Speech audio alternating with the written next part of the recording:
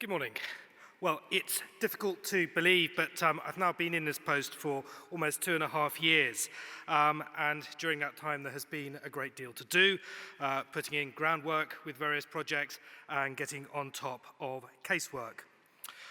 Well, the faculty jurisdiction never goes away, but I've been conscious on a lot of occasions when I have been out and about in the diocese that there is a great deal more that we could and should do for parishes to help them to look after their church buildings, and that there's a need for somebody who could sit down, talk to them about their vision for the building, what needs to be done to make it fit for purpose, fabric problems that need to be sorted out. And I'm very pleased to report that over the summer, we will have 2 new members of staff joining us who will help us to do just that. The first one, whom you will see shortly, is Toby Hart. Now, he joins us under a scheme that is being run by the Church Buildings Council. It got going last year, and we were one of the first dioceses to recruit somebody under it. And the purpose of the Church Building Support Officer is, in a nutshell, to facilitate the wider engagement of the community. We recognise that is absolutely key to ensuring the sustainability of church buildings in the future and to assist parishes in expanding their versatility. And that includes finding partner organisations, external sources of funding. Toby joined us from All Saints in Mendham, next slide, where he is, I say church warden. I suspect that word doesn't quite encapsulate everything that he's done there. His achievements include getting gold eco-church status for All Saints and also steering through to completion the rather impressive toilet block on the right. It was a difficult journey, but he was instrumental in ensuring that all came off successfully. There will be, I should say, he will have a small pot of funding to dispense for fabric repairs. That will be more a sort of patch and mend thing, vital as part of a bigger picture. However, help is on the way for the bigger ticket items, and I'll talk about that shortly. The sort of thing, when I say we're looking to increase the versatility of church buildings and expand their use, the sort of thing I mean are a couple of projects, next slide please, which have been completed in this diocese in the last 2 to 3 years. You can see on the left All Saints in Chelsworth, where they completed new organ gallery with a servery and a toilet underneath. They also have the suspended heating and lighting coronas, of which I suspect we'll be seeing quite a few more in the years to come. And on the right is a project which was completed only a few weeks ago at St. Nicholas in Rattlesden. Similar sort of thing. You can see on the left the servery. They provided level access into the building, the ramp down from the main door. There is a room, it's a ringing chamber, it will also double as a meeting room, and a toilet underneath. Now, these are impressive projects. I should stress, we're not by any means saying that everybody has to do something just like this. There are all sorts of small tweaks that you can make to your church building, which, although apparently minor, will make an enormous difference to the way it can be used. I have a hit list and buildings which I think could benefit from Toby's engagement. I can see representatives from at least a couple of those parishes here. Very happy to receive more nominations.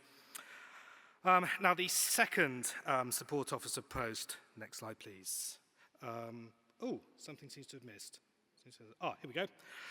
The reason why there is a sort of stock photograph with a question mark is that we haven't yet recruited anybody to it, but that will be happening very shortly.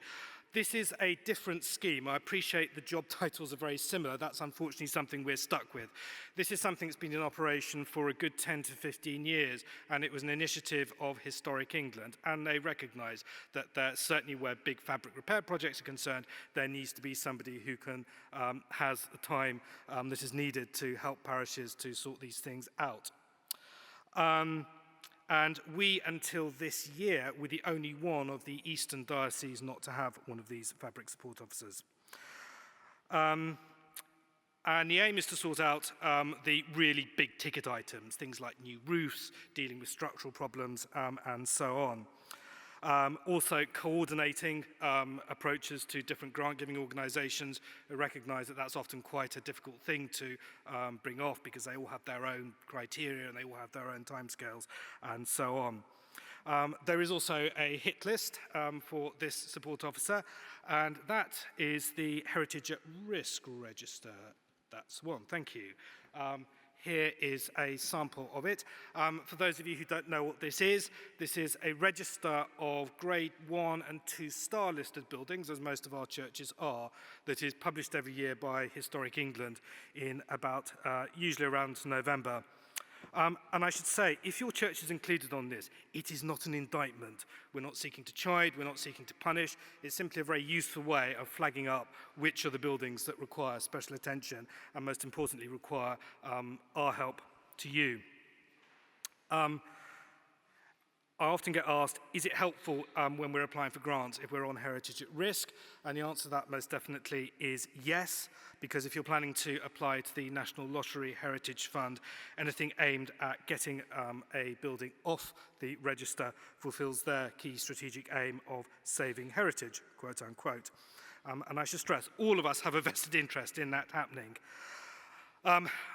To conclude, I am conscious that we should not come across as trying to teach anybody's grandmother to suck eggs. So I would like to pay tribute to a couple of major fabric repair projects for which we can claim no credit, but need to say a very big thank you to everybody in the parishes concerned. St Mary's Stoke by Nayland, where what initially looked like quite a routine set of fabric repairs quite quickly revealed some very unpleasant surprises. And that was a church which went on Heritage at Risk the year before last. It was in such a dire state that even Historic England, which these days is money is in short supply, gave quite a large grant towards that.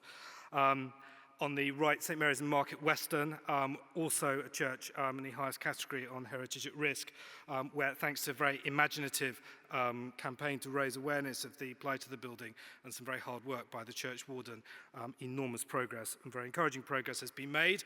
And we're very keen that the new support officer should be able to share that knowledge and pass it on. So the aim is that that post will be accompanied by the establishment of a network of church ambassadors who will do just that.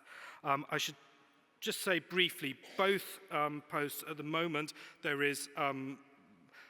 will be supported through funding which has a time limit on it. We very much hope that it will be possible to extend that in the future, but if one of our support officers gets in touch, please don't delay. Strike while the iron is hot. And in conclusion, I'd just like to say what I say always when I'm out and about. Thank you to everybody who, for everything that they do to ensure the continuing use and survival of our church buildings, and in particular for the open churches, which the Bishop mentioned earlier on, which is one of the enormous assets of our diocese and something which I hope will remain for many, many years to come. Thank you.